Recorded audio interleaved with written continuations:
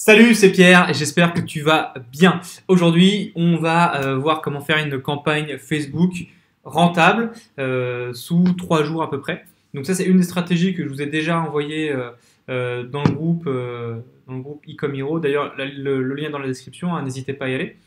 Et c'est une stratégie qui aujourd'hui marche très très bien, que ce soit pour moi ou même les personnes que je coach entre guillemets. Donc c'est parti. Wow, mais attends, avant toute chose, tu sais que à chaque fois je fais gagner un coaching gratuit dans l'espace commentaire. Donc celui de la dernière vidéo, il s'affiche juste ici. Hop là, juste là. Et si toi aussi tu veux gagner un coaching gratuit avec moi, eh bien écoute, tu as juste à mettre un commentaire au bas de cette vidéo. Et puis c'est tout. Donc voilà. Donc si tu débutes dans le dropshipping et que tu es devant Facebook, les publicités Facebook et que tu sais pas où aller, par quoi commencer, etc. C'est normal, on est tous passés par là. Facebook est en tout cas au niveau des ads, Facebook Ads est une usine à gaz quand on ne sait pas s'y prendre. Donc on va voir tout de suite comment faire justement une campagne rentable très rapidement. À savoir que pour réaliser en fait une campagne Facebook très rapidement, et qu'il soit rentable, il faut qu'il y ait des prérequis. Le premier, c'est que vous ayez un site qui soit professionnel et qui soit propre, sans faute d'orthographe, avec beaucoup de valeur, beaucoup de marketing autour de ça, et un produit qui soit un hot product. Voilà. Donc je rappelle, un hot product, c'est un produit qui répond à un besoin et qui résout un problème. Donc c'est parti, on se retrouve dans un de mes business managers pour faire une publicité sur Facebook. Donc ça y est, regarde, on est devant notre business manager. Donc un business manager, c'est là où tu vas gérer toutes tes campagnes, toutes tes publicités sur Facebook. Et tu vois qu'ici, tu as plusieurs conversions possibles. Plusieurs objectifs marketing. Nous, on va s'orienter directement sur les conversions. Pourquoi ? Parce que notre but, c'est de vendre un produit, de faire une conversion achat, et donc on va aller chercher une conversion achat. Il y a plein de stratégies qui existent, d'accord ? Il y a plein de stratégies qui peuvent être intéressantes quand on veut faire par exemple du trafic ou même de l'interaction, et vous verrez que plus tard, en fait, pour remettre un petit peu de trafic sur votre site ou rebooster un peu une publication, rebooster une publicité, en fait, on pourra partir sur de l'interaction pour qu'il y ait pas mal de social proof autour de votre produit et que les gens se disent il y a pas mal de gens qui ont vu, qui ont liké, qui ont commenté, Voilà, bref, c'est dire que c'est un produit qui intéresse et peut-être que moi, potentiellement, je vais t'intéresser. Donc c'est parti, regardez. On va partir sur l'objectif, du coup, conversion. Hop. Ensuite, nous, ce qu'on veut faire, c'est une conversion achat directement. Alors, il y a plein de stratégies qui existent, d'accord ? Moi, je vous donne ce que moi, je fais pour mes pubs. Il y en a plein qui vont dire on peut commencer par de la vue contenu, après ajout panier, après conversion achat. Moi, je pars tout de suite, directement sur de l'achat.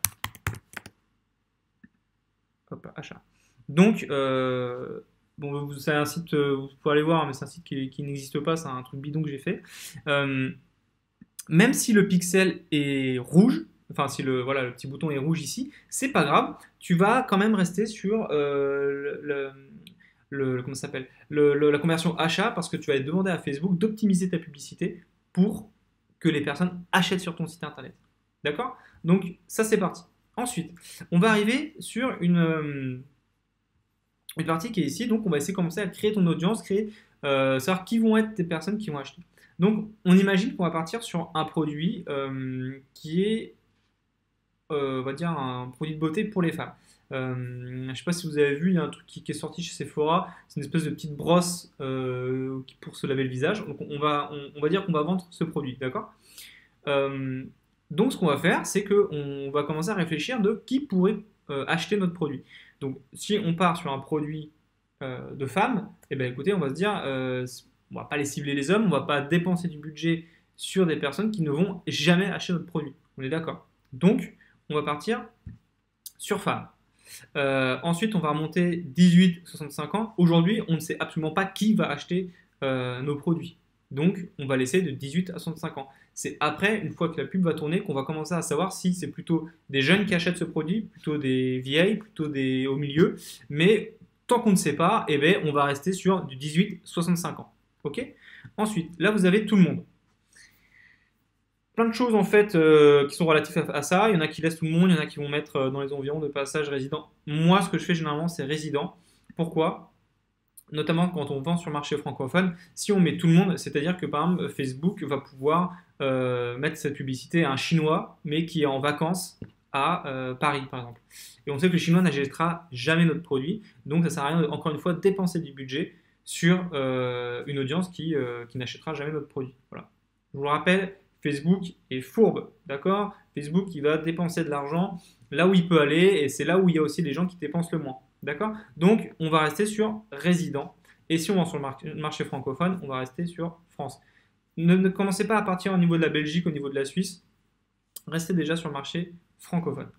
Ensuite, les langues, pareil, on va mettre France. Parce qu'il peut y avoir des Américains expatriés qui habitent à Paris, mais qui de toute façon vont voir votre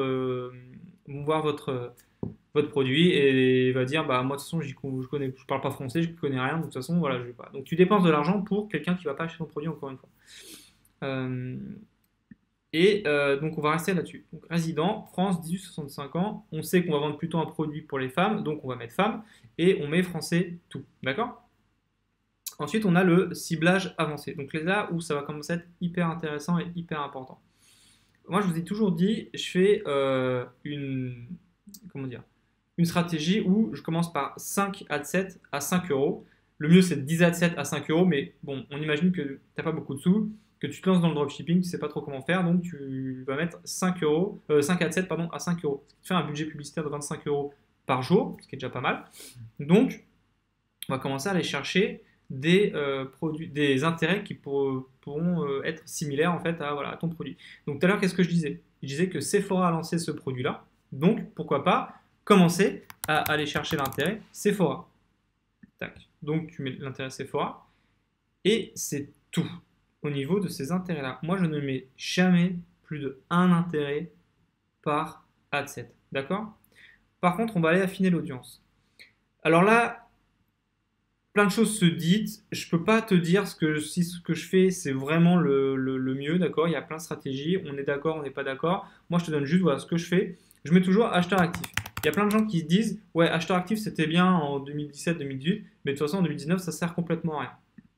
Voilà. Donc je mets acheteur actif et surtout je décoche élargir les centres d'intérêt lorsque cela permet à. D'accord, on enlève. Donc ça nous fait une bonne audience de 2 millions de personnes. Personnellement, je regarde pas trop, moi, la taille de l'audience. Encore une fois, chacun pense ce qu'il veut. Je laisse les intérêts qui passent. Pourquoi? Parce que là, on va envoyer du trafic froid. D'accord? On envoie du cold traffic. L'importance pour nous derrière, c'est justement connaître qui sont nos clients et où on va gagner de l'argent, c'est sur le lookalike et c'est sur le retargeting. Voilà. Donc, ajouter un type de connexion, on va laisser. OK. Et moi, je fais toujours modifier les placements. Tac. Je laisse toujours. On va faire ça plutôt. Tac. Je fais toujours Facebook fil. Et je fais toujours Instagram fil. Voilà. Là, c'est un produit que je me dis, on peut potentiellement le vendre sur Facebook. C'est clair et net qu'un influenceur serait beaucoup plus pertinent pour vendre un produit comme ça. D'accord?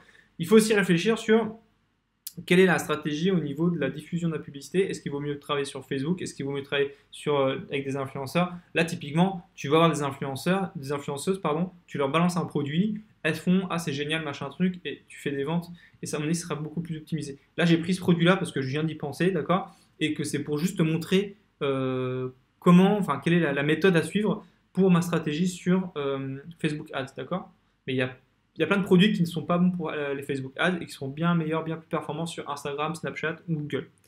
Donc, on repart sur ce qu'on disait. Je laisse toujours Facebook et Instagram. Et ça, je touche jamais. Ok?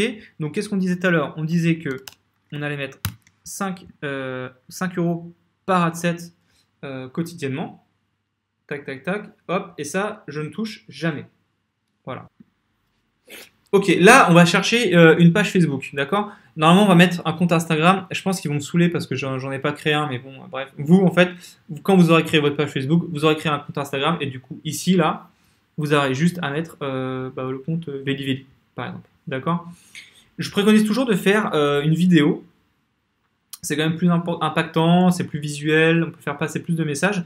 Encore une fois, c'est pas une science infuse, hein. Il y a peut-être des produits qui vont plus se vendre en carrousel, plus en image unique, plus en vidéo. Moi, je sais que j'ai un copain, il ne vend que en collection. Avant, ça marchait pas. Il a tenté le mode collection et il a cartonné avec ça. Donc, il faut tester. Encore une fois, Facebook, il n'y a rien qui est sûr à 100%. C'est pas une science infuse. Il y a, voilà, il n'y a pas un truc qui dit que il faut faire comme ça et que c'est sûr que ça va marcher. Il faut tout le temps tester, tester, tester et retester. Donc, nous, on va partir sur une vidéo. Alors, j'en ai pas. Attendez, on va essayer de.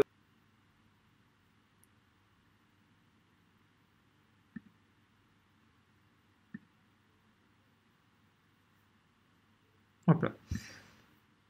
Donc voilà, là je vous ai retrouvé un peu le produit dont je parlais. Donc ça c'est le truc de Sephora. Il vaut mieux faire une vidéo, d'accord? Là, franchement, pour l'exemple, on va prendre une photo, ok? Mais clairement, faites plutôt une vidéo. Alors, on va partir sur une image. De toute façon, là, en fait, je vous montre juste la stratégie. Je ne vais pas vous rentrer dans les détails sur tout ce qui est ad copy, sur machin. Je vous montre comment, en fait, construire une campagne Facebook. Après, toute la partie travail de pub, ad copy, les vidéos, etc. Ça, c'est quelque chose qu'on verra après. Là, je vous montre vraiment la structure, le squelette de comment est-ce qu'on monte une campagne. Ok? Donc, on va du coup promouvoir un site web. Je vais mettre mon image. Ok, donc là j'ai chargé mon image, donc on voit le produit. Donc là on va mettre un texte, je sais pas moi, votre visage sera le plus radieux. Je mets des bêtises, je mets des conneries, on s'en fout. Hein. Votre visage sera le plus radieux avec cette magnifique brosse. Blabla, tac.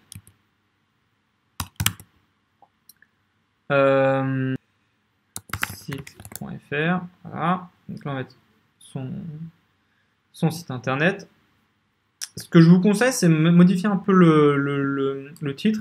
Genre, si vous faites une offre, c'est pas mal de faire profiter de, je sais pas moi, 30% de réduction. Ou non, je profite des 30% de réduction. En savoir plus. Encore une fois, il y en a plein qui... On ne sait pas trop. En fait, il y en a qui vont mieux réagir à en savoir plus. Il y en a qui vont mieux réagir à acheter. Là, récemment, ils ont lancé ça, profiter de l'offre. Je ne l'ai jamais vu. Donc, on va mettre profiter de l'offre parce qu'on parle d'une offre.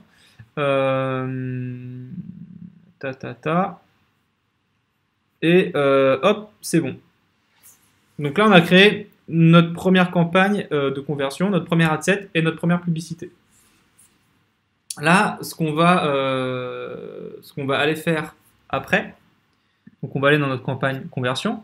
En fait, ce qu'on va aller faire, c'est qu'on va aller dupliquer cette campagne. Donc on duplique. Regardez. Et j'avais dit quoi? J'avais dit 5. Donc ça, on décoche, ajouter un marketplace. 1, 2, 3, 4. Parce qu'on a déjà créé une. Donc on va créer 4 autres ad sets. Donc ça, c'est pour aller un peu plus vite. Et alors là, ce qu'on va aller faire, vous allez voir, c'est qu'on va aller prendre un ad set par ad set. Tac.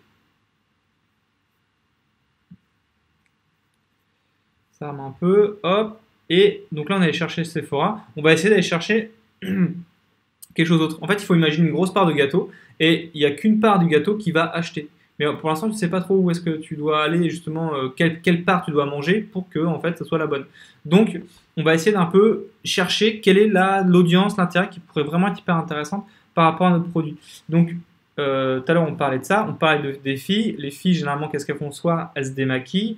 Donc, on va essayer de chercher maquillage. Hop.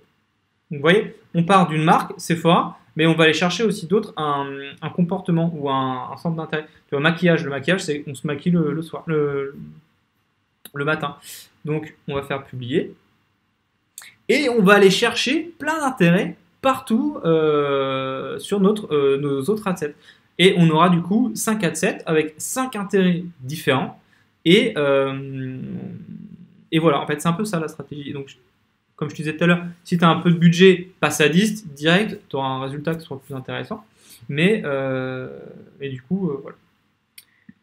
Donc là, on va partir sur encore un autre. Je te montre, hein, je le fais 2-3 fois et puis après tu t'auras compris. Donc là, on va partir sur un autre. Qu'est-ce qu'on peut mettre? Qu'est-ce qu'on nous met en suggestion? Beauté, c'est parfait. Tac. Publier.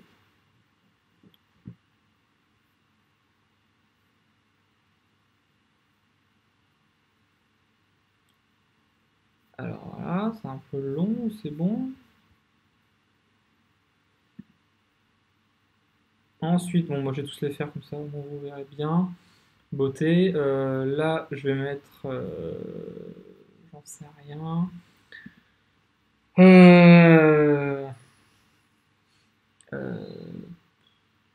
Je sais pas si soin du visage existe. Voilà, soin du visage. Hop. Publier. Donc, voilà, on a, bon là on en a 4, non voilà, on a 5, je me disais bien. Là, on a 5 adsets, il y en a un qui est en brouillon, je sais pas pourquoi il s'est pas publié, c'est pas grave. Et en fait, le but c'est là d'attendre 3 jours. Ou le montant de ta marge. Soit tu vas attendre 3 jours et tu vas voir que tu auras fait une vente, 2 ventes, 3 ventes ou 4 ventes. Soit tu auras fait 0 vente et dans ce cas-là, il va falloir savoir quoi faire de tes adsets. Voilà, je t'ai montré comment créer une campagne Facebook rentable selon ma petite stratégie. Encore une fois, il y a plein de stratégies qui existent et il faut surtout que tu dises quelque chose, c'est que Facebook, c'est pas une science infuse. Parfois, à certains jours, ça va très bien marcher et l'autre jour, ça va se péter la gueule. Il faut pas que tu cherches à comprendre. Facebook, il est comme ça. Ok? Bon, là-dessus, je te laisse. N'hésite pas à mettre un commentaire, à mettre un petit like, à t'abonner, ça fait toujours plaisir, à rejoindre le groupe Ecom Hero qui est dans la description. Et sur ce, je te laisse. On est sur YouTube, je sais jamais si je dois te dire bonne soirée ou bonne journée. Donc voilà, je te dis à plus tard. Allez, salut!